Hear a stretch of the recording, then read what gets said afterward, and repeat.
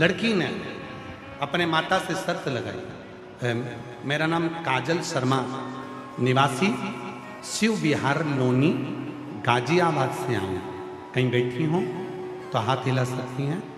काजल शर्मा, कहीं बैठी हो तो हाथ हिला सकती हैं। काजल शर्मा, निवासी शिव विहार लोनी, गाजियाबाद,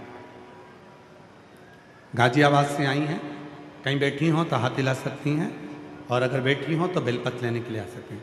मैं भोले बाबा को धन्यवाद कुछ शब्दों में नहीं कर सकती। बाबा मेरे लिए भगवान नहीं पिता है। मैं पिछले 3 साल से सरकारी नौकरी की तैयारी कर रही थी। मैंने हर तरह से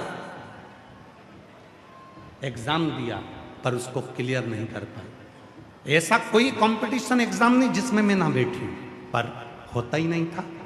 तब मेरी माता ने कहा, वो सियोर वाला बाबा कहता है कि बेलपत्री के बीच वाली पत्ती पर शहद लगाकर शिवजी को चढ़ाकर जाओ और अपनी मेहनत 4 गुना करो, परिश्रम पूरा करो, उसका फल जरूर मिलता है। मैं अपनी मम्मी की बात पर हंसती, अगर ऐसा होता तो दुनिया में किसी को भी नौकरी मिल जाती।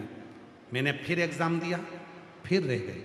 तब फिर मैंने आपकी बात पर पूरा पूरा भरोसा किया, और गुरुदेव सत्य बोलूं ना तो मैं अपनी मम्मी की बात पर भरोसा करती ही नहीं थी।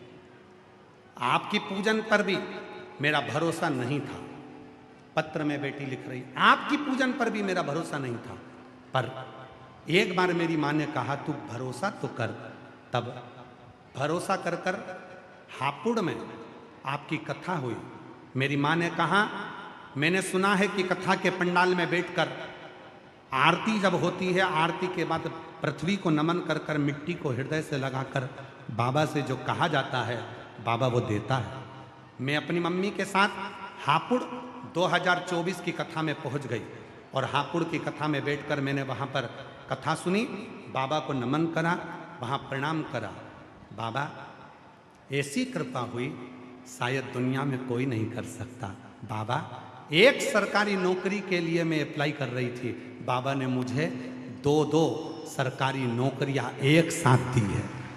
बाबा ने मुझे 2 सरकारी नौकरी एक साथ दी, उसमें से एक नौकरी मुझे चुनना थी, और बाबा की कृपा से मेरे बाबा ने सारी मनोकामना पूरी कर कर आज मुझे बहुत अच्छी पोस्ट पर सरकारी नौकरी लग गई, और मैं बाबा को यहाँ प्रणाम करने के लिए आई हूँ।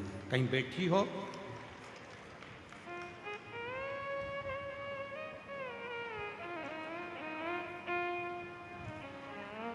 काजल शर्मा, निवासी शिव विहार लोनी, गाजियाबाद से आई हैं।